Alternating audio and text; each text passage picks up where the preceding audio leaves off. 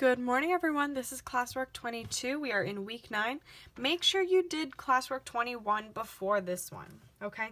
So our objective is to be able to calculate the probability of given events using a two-way table. So we explained what a two-way table was in the last lesson, and we used relative frequency and percentages. But today we're going to use probability. So first, what is probability? Probability is the likelihood that an event will occur.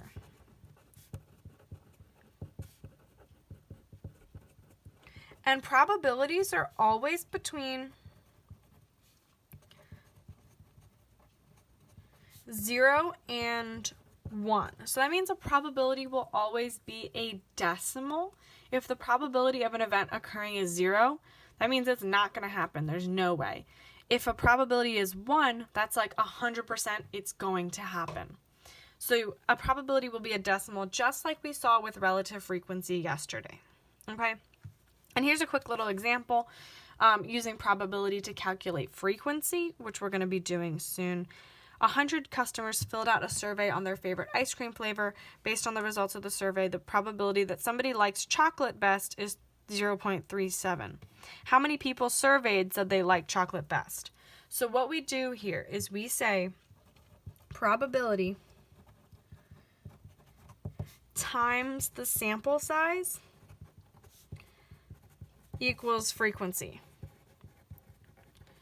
So in this case, our probability was 0.37 and the sample size was 100 customers.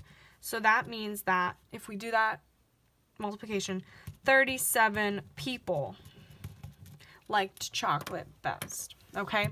So this relates a lot with what we did last lesson, so make sure you watched that video first.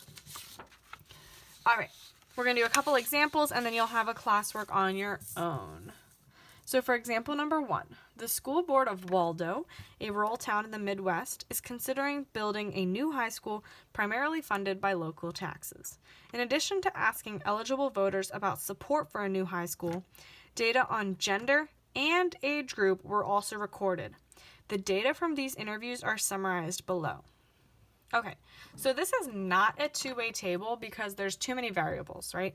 We have, are they voting to build a high school? What's their gender? And what's their age group? So that's 3 variables. It's like a three-way table. So we're going to just look at this real quick. Just look at the likelihoods first. So number 1 says, based on this survey, do you think that the school board should recommend building a new high school? Explain your answer. Okay. Do we think school board should consider building a new high school? Based on this survey. So what we have to do is look at, okay, yes versus no, right? And we can total up these numbers to figure out how many people said yes and how many people said no. And then whichever one's bigger should be what we think should be done with the high school, right? So I'm going to do 29 plus 32 plus 53 plus 60 plus 30 plus 36 plus 7 plus 26.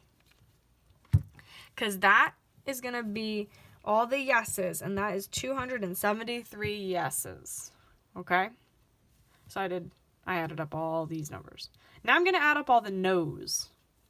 So I'm going to add up 8 plus 6 plus 40 plus 44 plus 44 plus 35 plus 24 plus 29, and I get 230 no's. Okay? So based on that, should the school board build a new high school? I would say yes. It looks like more people voted yes than no. So I would say yes, because more people voted yes than no. Okay. Now, number 2 says an eligible voter is picked at random. If this person is 21 years old, do you think he would indicate that the new town should build a high school? Why or why not? So now we're looking at a 21-year-old. If they're 21, they're going to be in this age group, 18 to 25. And then we're going to see, okay, are more 18 to 25-year-olds voting yes or no? So it looks like for that age group, 18 to 25, there are how many yeses? In this age group, 18 to 25, we need to add 29 plus 32, which will be 61 yeses. And how many no's are there? 8 plus 6 is 14. There's only 14 no's. So given that this person is 21 years old, we already know they're 21, I think they're going to vote yes, right? Because there's a lot bigger chance, a lot higher probability that somebody's going to vote yes if they're 21. So I'm going to say, I think a 21-year-old is more likely to vote yes.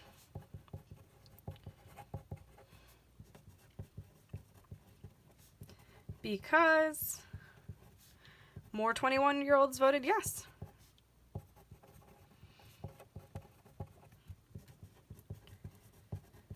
Okay. Now, what we could also do is calculate these probabilities, right? So we could say, oh, what percent of people, or what's the probability that somebody's going to vote yes out of 21-year-olds? So we know there are going to be, if this is the number of 21 or number of 18 to 25-year-olds, and this is 0 and 0, then we will just have 61 plus 14 21-year-olds. So that, or 18 to 25-year-olds. So there are 75 of these people in the age group. So 61 divided by 75, which is the total for the age group, will be 0.81, which is a high probability because that's closer to 1. That's like an 81% chance that a 21-year-old would be voting yes, okay? So we could say 0.81 probability here. But we're going to talk more about probability in a minute. This example is just to get your brain thinking about, okay, we're talking about likelihood. We're talking about chance here. That's what probability is all about. Okay, oops. So 3 says, it might be helpful to organize the data in a two-way frequency table. Use the given data to complete the following two-way frequency table. Note that the age categories are represented as rows and the possible responses are represented as columns. Okay, so what's happening here is we're taking our original frequency table, which was not a two-way, it was like a three-way, and now we're making it a two-way frequency table by getting rid of the gender, right? So we used to have male and female, and now we're just getting rid of that, and we're just going to have yes or no answer for each age group, these age groups. Okay, so we are going to complete this frequency table, and we know if we're using frequencies, that's just going to be whole numbers, right? So the number of people. So if we're looking at 18 to 25 years old, how many people voted yes? We're going to need to know the males plus the females. And we did this one already. That's going to be 61. So 29 plus 32 equals 61. And the no's is going to be 8 plus 6, which equals 14. And the no answers is 0 plus 0, which is 0. And then my total number of 18 to 25-year-olds will be 61 plus 14 plus 0, which is 75. And we're going to do that for the rest of this table. So we're manipulating our data to fit a two-way frequency table. So for ages 26 to 40, my males and females who voted yes is 53 plus 60, which will be 113. My no's will be 40 plus 44, which will be 84. And my no answers will be 2 plus 4, which is 6. So when I add that all up, I think that's 203, but I'm going to double check in the calculator.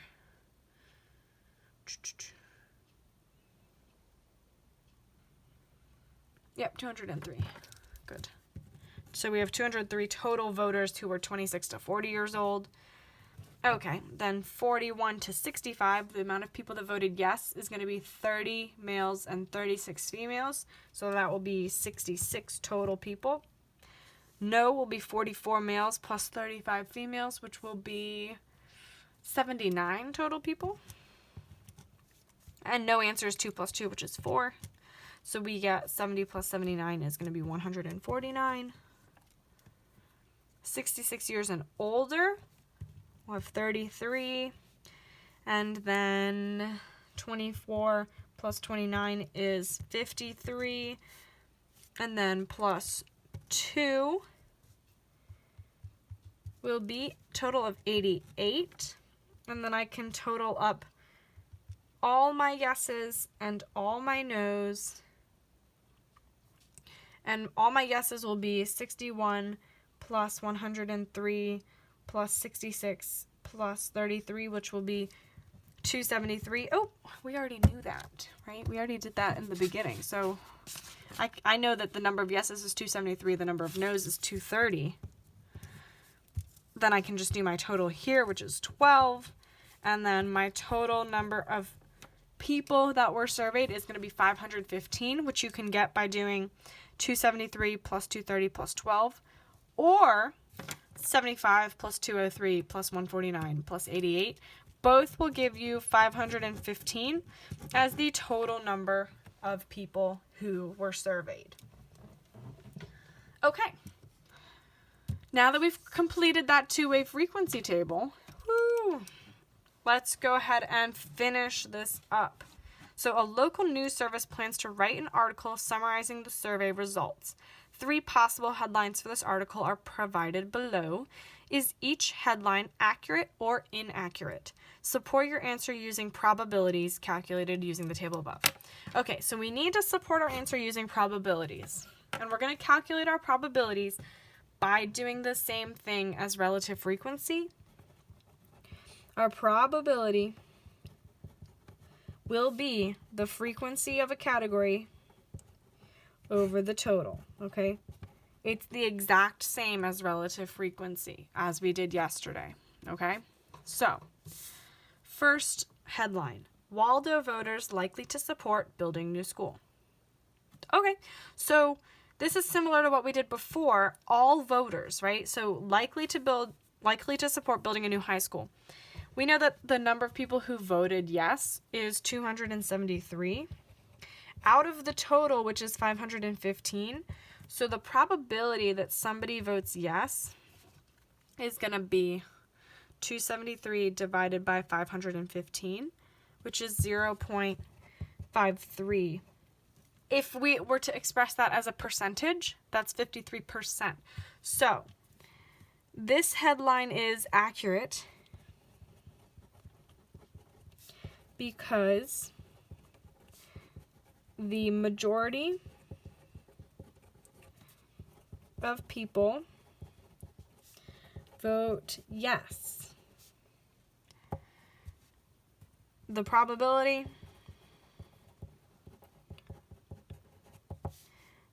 of yes is 0.53, which is bigger than half, right? So half would be 0.5. Okay, so I've got my probability is 0.53 that somebody will vote yes. So this is accurate, that the Waldo voters are likely to support building a new high school. Okay, let's do headline 2.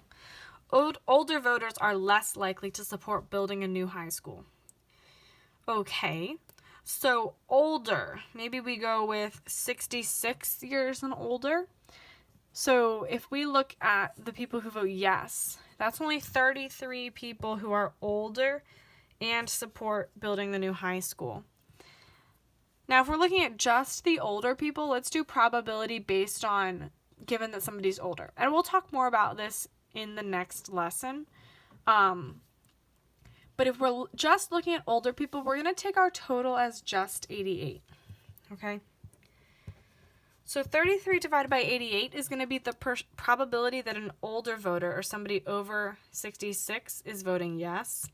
And that math gives us 0.375, which is pretty low. So I would say this headline is also accurate because the probability that a voter older than 66 will vote yes is only 0.375. And we think about that as, okay, that's like 37% of 66-year-olds and older will vote yes. So that's not big, right? That's less than half. Okay. Finally, headline 3. Younger voters are not interested in building a new high school. Okay, so younger. Maybe let's do... So here I did over 66 for older. For younger, I think we would do ages 18 to 25 who voted yes, which we did this one before, right? 66 voters were voted yes out of a total of 75 younger voters. So the probability that a younger voter is going to vote yes on this is going to be 61 divided by 75, which is 0.81. If you need to, make sure you're rewinding the video and pausing it where you need to. I know I'm going kind of fast. So I would say this headline, younger voters are not interested in building a new high school, is not accurate or inaccurate, because the probability that a voter aged 18 to 25 wants a high school is 0.81. So it's pretty high that they would want to build a high school. It's like an 81% of younger voters want the new high school. So this headline is not accurate. Okay. I've got one more example for y'all, and then you'll be good to go for the classwork. I know these are long lessons, but because it's the start of a new unit, we are getting a lot of stuff up together. Okay, last example. Example number 2. Health officials in Milwaukee, Wisconsin were concerned about teenagers with asthma. People with asthma often have difficulty with normal breathing. In a local research study, researchers collected data on the incidence of asthma among students enrolled in a public high school. Students in the high school completed a survey that was used to begin this research. We do not have a given table here, only probability information. One way around this is to think about what the table might be if there were 1,000 students at the school when the survey was given. This table is called a hypothetical 1,000 two-way table. Okay. So, that was a lot of reading. Now, the probability information is actually given in question 1. And it's what we're saying is we don't have any frequencies. We don't know how many people were surveyed. So we're just going to assume or make this hypothetical 1,000 table based on what this might look like if there were 1,000 students. Okay, so the total, we're just making a hypothesis that this is 1,000. We don't know. It's just a really easy number to use when we're using probability, like 100 or 1,000 or something like that. Okay? So, the probability that a randomly selected student at this school has asthma is 1.93. This probability can be used to calculate the value of one of the cells in the table below or above if we estimate the population of students to be 1,000. Which cell is connected to this probability and calculate the value of that cell? Okay. So we're saying the probability that a student has asthma is 0.193. And remember, we can do this 0.193, the probability, times the sample size will give us the frequency. So we know this will represent 193 students if you do this in your calculator.